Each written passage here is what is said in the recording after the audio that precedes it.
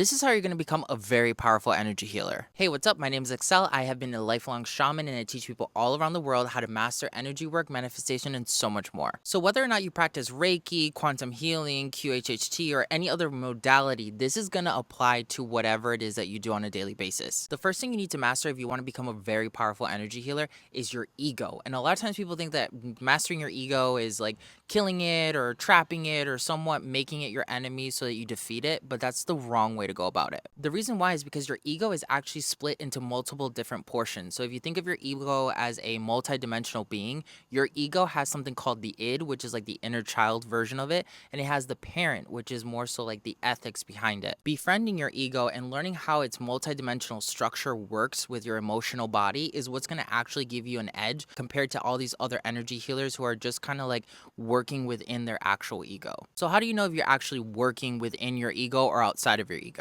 Energy healers who work within their ego have a lot of limitations. So they're the ones that are going to tell you, you can't do this one thing because of X, Y, and Z. You can't practice black magic because you're a light worker. You can't do this particular manipulation when it comes to voodoo because you're not black. Ego is like these hard set rules that come from the parent narrative of your internal structure of the ego. It's the parent inside of your ego that allows you to like create all these rules of what's right and what's wrong, and a lot of the times they're just limitations from your past. These are the same energy healers that literally cannot fix a lot of different things because once their ego or their field of experience meets a cap or a barrier, they can't blow past it. And if you're someone like me that goes to a lot of different energy healers, a lot of times you'll end up noticing that maybe one, two, or a couple different sessions with that energy healer is more than enough before you end up capping out and that energy healer can't actually manipulate your reality anymore. An energy healer who's beyond their ego or has learned how to integrate their ego, they don't actually get into all these narratives of like what's right, what's wrong.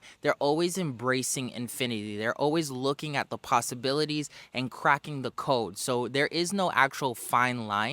It's just whether or not you're willing to look beyond the illusion. Energy healers without ego end up always solving problems without even trying. So for instance, if you've never been exposed to healing cancer, if you don't have ego, the alchemy will just randomly come to you and you'll be able to solve the problem in no time. Now, it's important to understand that ego isn't bad, it's just a limitation, it's a barrier, it's a space, it's a container. Fundamentally, what I teach my students in my school is how to transcend their ego, integrate their ego, and have their ego talk to other people's ego so that you can basically manipulate reality faster. Don't forget to subscribe and share if you want to learn more. And don't forget to grab my new tarot deck, the description will have it all.